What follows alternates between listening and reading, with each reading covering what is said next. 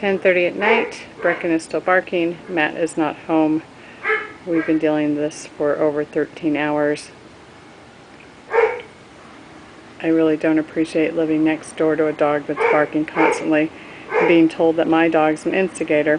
I've been a neighbor. I've been bending over backwards to make Matt's life comfortable, yet he's deemed a dog lover and I'm not. I don't think that dogs should be crated for 15 hours and being left alone on the weekend. I would like it if you would ask Matt to comply to the same noise levels that I'm made to do and take care of the problem, Kathleen. Thank you.